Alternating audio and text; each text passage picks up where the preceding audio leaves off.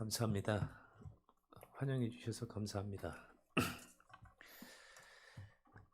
어렵고 힘든 시간 잘 견뎌 주셔서 감사하고 또 고맙습니다. 그리고 또 어려운 시간이었지만 캄보디아 선교회 마음을 모아 주시고 또 기도해 주시고 후원해 주셔서 감사드립니다. 기도하겠습니다. 하나님 감사합니다. 하나님 작은 종을 이곳에 세우시고 하나님 주님의 은혜를 나누게 하시니 감사합니다. 성령 하나님 이곳에 임재하셔서 우리의 생각과 마음이 주님께 모두어질 수 있는 귀한 시간 되게 하옵소서. 주님만 바라보는 시간 되게 하옵소서. 주님이 우리의 마음을 통치하는 시간 되게 하옵소서. 예수님의 이름으로 기도합니다. 아멘. 마스크 없이 뵙기를 기도했었는데 여전히 우리는 마스크를 쓰고 또 이렇게 얼굴을 뵙게 되었습니다. 여러분 오늘 본문에 보면은요 주인으로부터 달란트를 받은 세 명의 종 이야기가 나옵니다. 우리가 잘 알고 있는 이야기죠. 이 세 명의 종은요 모두 주인에게 달란트를 받았습니다. 못 받은 사람이 없죠. 어떤 조건으로 받았을까요? 우리 한번 볼까요? 우리 15절 한번 보겠습니다. 한번 읽어보겠습니다. 시작. 각각 그 재능대로 한 사람에게는 금 5달란트를, 한 사람에게는 2달란트를, 한 사람에게는 1달란트를 주고 떠났더니. 아멘.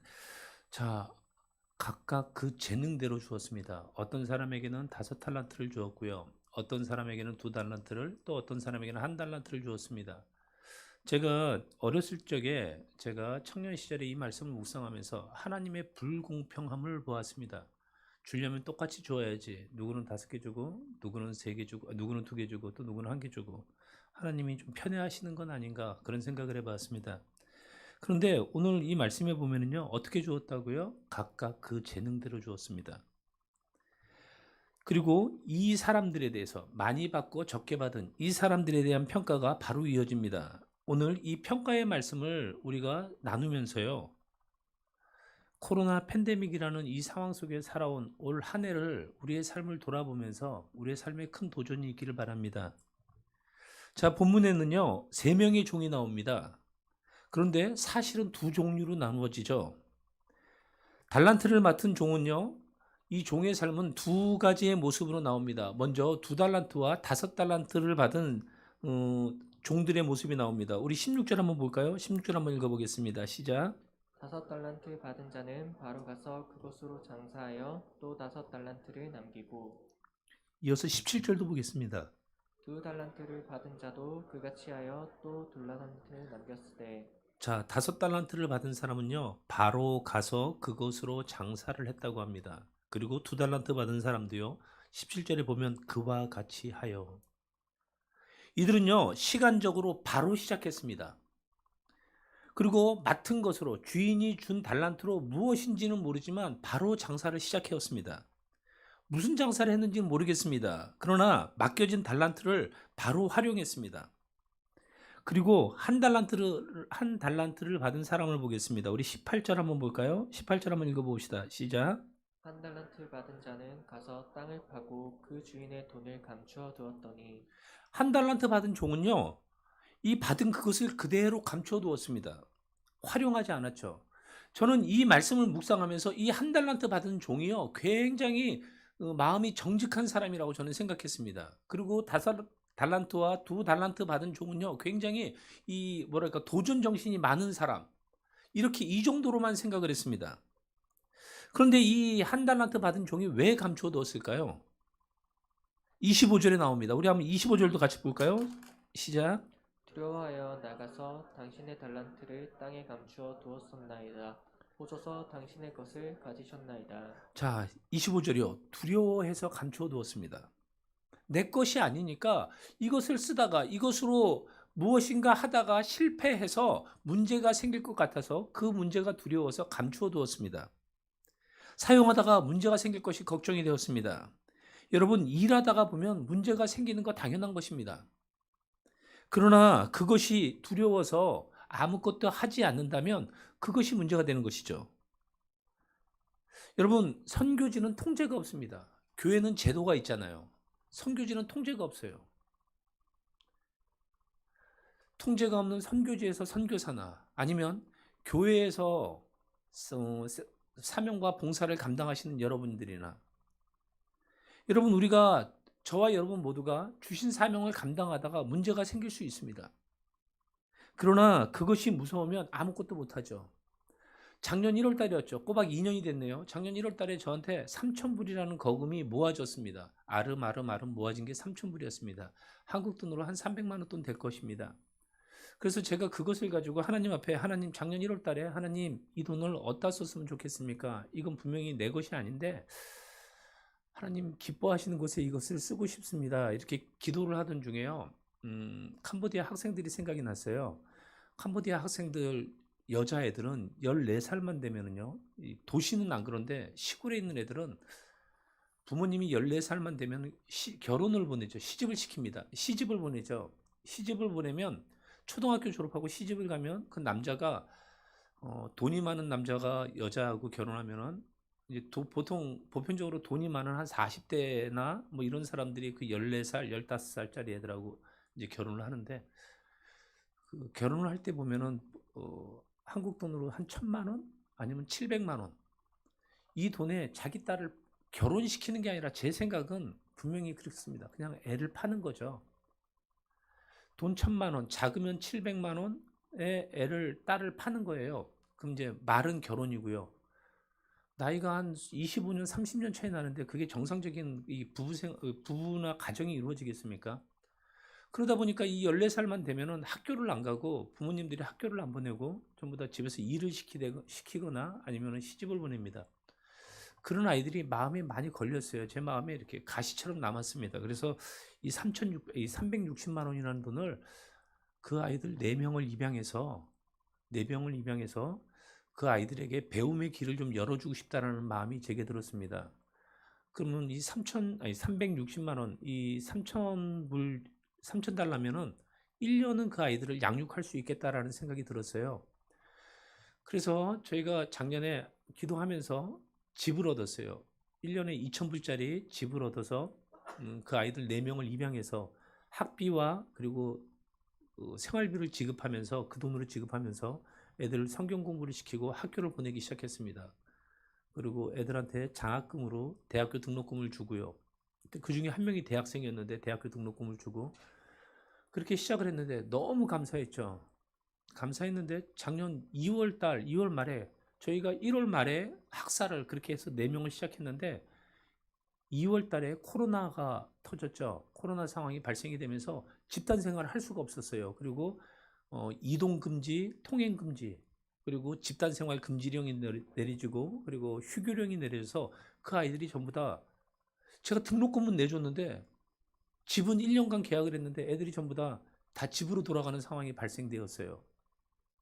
그리고 작년 9월 달에 다시 휴교령이 끝나고 다시 아이들이 모였습니다. 그럼 저는 7개월 동안 아이들한테 등록금만 대주고 집세만 내고 있었잖아요. 그리고 또 9월 달에 모였는데 또 다시 등록금 얘기가 나와서 다시 등록금을 지급하고요. 또 집을 1년간 다시 재계약하고요. 그러다가 또 올 3월 달에 집단 생활 금지령이 내려져서 또 애들이 다시 고향으로 돌아갔습니다. 저는 그러니까 2년 동안 등록금 2번, 생활비, 그리고 집세만 계속 낸 거죠. 물론 이 제자교회에서 1년치 집세를 한번 보내주셨습니다. 그래서 그 집이 빈집으로 남아 있었어요. 거기서 예배만 드리고 빈집으로 남아 있었죠.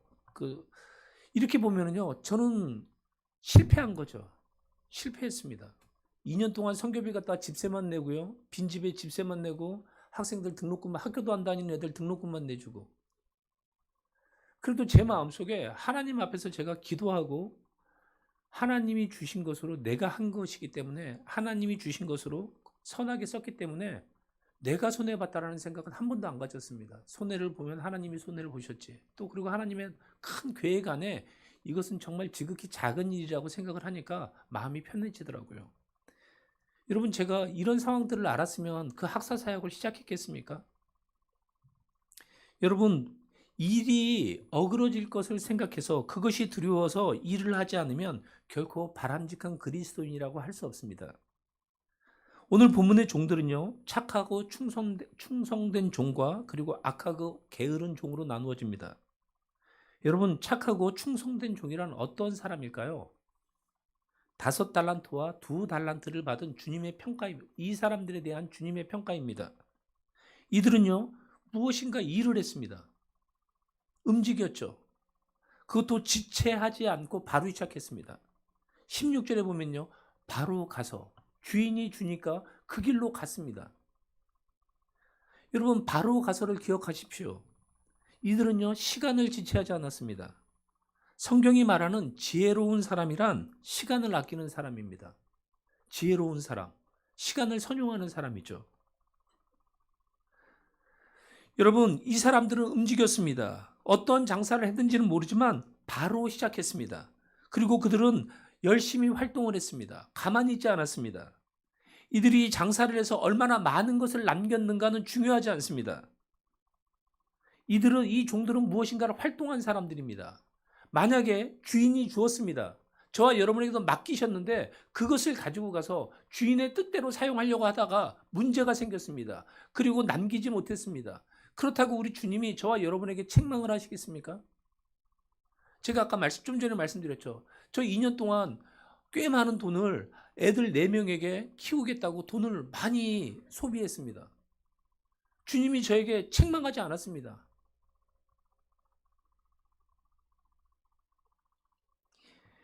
여러분, 주님은요, 우리가 일하는 마음과 과정을 보십니다. 5달란트를 남기던 2달란트를 남기던 이 두 사람의 활동과 그 결과에 대한 주인의 평가는 똑같습니다. 우리 한번 볼게요. 21절 한번 보겠습니다. 이게 5달란트를 받은 사람의 칭찬입니다. 한번 읽어보겠습니다. 시작. 그 주인이 이르되 잘하였도다 착하고 충성된 종아 내가 적은 일에 충성하였음에 내가 많은 것을 내게 맡기리니 내 주인의 즐거움에 참여할지어다 하고 23절도 보겠습니다. 그 주인이 이르되 잘하였도다 착하고 충성된 종아 내가 적은 일에 충성하였음에 내가 많은 것을 내게 맡기리니 내 주인의 즐거움에 참여할지어다 하고 똑같죠. 5달란트를 남기던 2달란트를 남기던 이 사람들은요, 똑같이 일하고 똑같이 수고했다는 점에서 똑같은 칭찬을 받은 것입니다. 아울러 작은 일이라는 일의 말씀에 주목하십시오. 여러분, 우리가 큰 일을 한 것처럼 착각하며 사는 사람들이 있습니다. 무슨 작은 일을 하고 정말 큰 일을 한 것처럼 착각하는 사람들이 있습니다. 그러나 그것도요, 작은 일에 불과합니다. 하나님 앞에서 우리가 큰 일을 할 수 있는 게 뭐가 있겠습니까? 여러분, 내가 한들 얼마나 큰 일을 할 수 있겠습니까?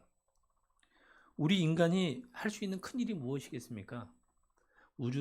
세상을 창조하시고 그리고 우주를 운행하시는 하나님이 하신 큰 일의 비교가 되겠습니까? 그리고 또 한 부류의 종이 나오죠. 이 종의 평가를 한번 봅시다. 26절이요. 한번 읽어보겠습니다. 시작. 26절이요. 시작. 그 주인이 대답하여 이르되 악하고 게으른 종아 나는 심지 않은 데서 거두고 해치지 않은 데서 모으는 줄로 내가 알았느냐. 이 악하고 게으르다는 평가를 받았습니다. 25절에 보면요, 이 종은요 이렇게 말을 합니다. 당신의 달란트라고 표현합니다.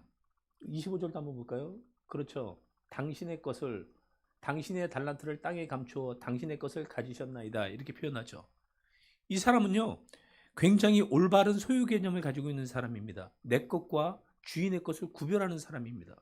정직한 사람이죠. 그러나 주님은요 이 종을요 악하고 게으른 종이라고 말씀합니다. 그리고 무익한 종이라고 말합니다. 정말 주인의 것으로 여겼다면 주인의 뜻에 따라 사용해야죠. 당신의 것이라고 말을 하면서 주인의 것이라고 말하면서 자기 마음대로 땅에 감추인 사람입니다. 악하고 게으른 사람이 무엇입니까? 여러분, 우리에게 저 사람 정말 악해. 그 악한 사람이 누구일까요? 여러분, 문제를 일으키고 일을 악하게 해서 악한 사람이라고 말하지 않습니다. 그냥 가만히 있는 사람을 악한 사람이라고 말을 합니다. 여러분, 가만히 있는 거, 이거는 죄입니다. 그냥 가만히 있는 것은 죄입니다. 실패하더라도 하셔야 합니다. 실패를 경험했다면 그 실패를 경험 삼아 다시 시작해야 합니다. 그냥 가만히 앉아 시간을 보내는 것, 이거 분명히 죄입니다. 30절에 볼까요?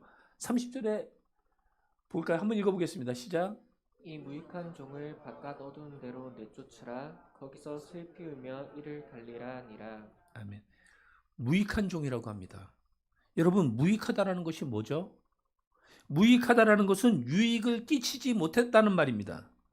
그러나 사실 이 사람을 가만히 보면요, 이 종을 가만히 보면요, 남에게 피해를 준 것이 없습니다. 다른 사람에게 손해를 끼친 것이 없습니다. 게으르다 보니까 어떠한 악을 하지 않았습니다. 그냥 게으르다 보니까 아무 일도 하지 않았고 아무 일도 하지 않다 보니까 유익이 없습니다. 악하지도 않지만 선하지도 않고 남에게 유익을 끼치지 않았지만 손해도 끼치지 않은 사람. 우리는 그런 사람을 보통이라고 평가합니까? 그런데 성경은 악하다라고 표현합니다. 나는 누구에게도 해를 끼친 적이 없어. 여러분, 최소한 그리스도인들은요, 남에게 해는 끼치지 않고 살죠. 그렇다고 우리가 좋은 사람입니까? 여러분, 그것으로 만족해서야 되겠습니까? 얼마를 남겼는지에 초점이 있지 않습니다. 내가 얼마나 큰 일을 하고 얼마나 많은 것을 남겼는지에 초점이 있지 않습니다. 어떻게 했느냐가 중요하죠. 여러분, 제가 아까 말씀드렸죠. 원칙도 통제도 그리고 룰도 없고 척박한 선교지. 어떤 선교사님들은요, 교회를 26개를 개척을 했습니다. 공사를 했습니다. 저는 한 군데도 못 해봤어요. 그리고 어떤 사람들은 뭐 아이들, 학생들을 50명 양육합니다. 저는 4명의 학생들 가지고 끙끙거리다가 실패했습니다. 다시 가면 다시 시작해야겠죠. 이런 것을 볼 때요, 저는 상대적인 박탈감의 느낌이 있어요. 박탈감에 빠집니다. 하나님, 내 인생은 왜 이럴까요? 2년 동안 계속 그 생각이 들었습니다. 하나님, 나한테 5천 불이라는 돈, 700만 원이라는 돈이 작은 돈은 아닌데 하나님, 나는 계속 열매 없이 이렇게 소모했습니다. 난 실패한 것 같아요. 이런 박탈감이 들어올 때마다 이 말씀이 저에게 위로가 됩니다. 그리고 버틸 수 있는 힘이 되죠. 하나님이 각각 그 재능대로 맡기셨고 나는 그 맡기신 것에 대해서 최선을 다했다면 하나님 앞에서 그리고 또 사람들 앞에서 남든지 안 남든지 간에 저는 부끄러움이 없다라는 스스로의 자유를 받습니다.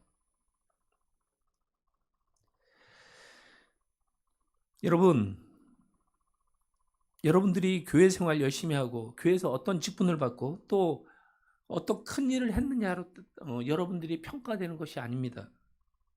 그 직분으로 하나님이 맡겨주신 그 달란트로 어떻게 일했느냐, 어떻게 했느냐로 우리가 평가되어집니다. 크게 남겼다고 큰 칭찬을 받는 것도 아니고 또 적게 남겼다고 적은 칭찬을 받은 것도 아닙니다. 5달란트와 2달란트 받은 자가 똑같은 상급과 칭찬을 받았습니다. 여러분, 올 한 해를 돌아봅니다. 코로나 팬데믹이라는 상황 속에서 그냥 많은 사람들이 올해는 정말 대가 없이 보내서 이렇게 표현합니다. 큰 실수나 큰 잘못이나 큰 오류를 범하지 않고 대가 없이 보내서. 여러분, 우리가 대가 없이 보냈다고 혹시 만족스럽게 생각하고 있지는 않습니까? 정말 그렇다면 우리는 큰일 난 사람들입니다. 우리는 고작 대가 없이 보내라고 하나님께서 우리에게 이 시간들을 허락해 주신 것이 아닙니다. 우리에게 실수나 하지 말라고 우리에게 이 시간들을 주님이 허락하시지 않았습니다. 우리는 얼마나 내가 유익하고 또 선하게 사용되었는지를 생각해야 합니다. 이 세상에서 그리고 또 내가 속한 이 공동체에서 손해를 끼치지 않는 것으로 인해서 내가 교회에 피해를 안 입혔어. 그리고 또 내가 우리 회사에 손해를 끼치지 않았어. 이것으로 만족해야 된다면 정말 큰일이죠. 우리는 그 정도의 사람들이 아닙니다. 우리는 분명히 이 세상에서 뭔가 유익된 일을 하라고 이 세상에 살게 하신 것입니다. 우리 그리스도인은요, 마태복음 5장에 예수님의 산상설교에서 나오듯이 우리는 세상의 소금이고 또 빛입니다.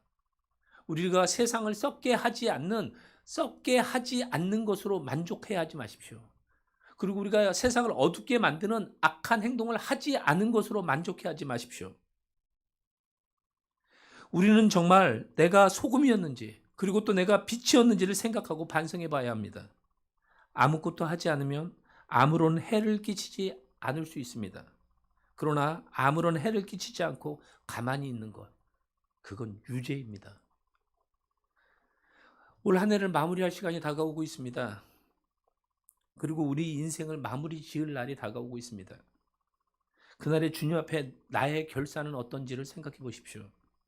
그리고 정말 멋진 인생의 마무리를 위해서 다시 시작하시기 바랍니다. 여러분, 끝난 것이 아닙니다. 다시 시작할 것입니다. 실패했다면 그 실패를 딛고 다시 시작하십시오. 그리고 성공했다면, 여러분 중에 성공하신 분이 있다면 그 성공에 교만하지 않고 더 아름다운 인생을 위해서 나가십시오. 그래서 우리가 주님 앞에 섰을 때 잘했다, 착하고 충성된 종이라고 칭찬받을 수 있는 저와 여러분의 삶이 되시기를 주님의 이름으로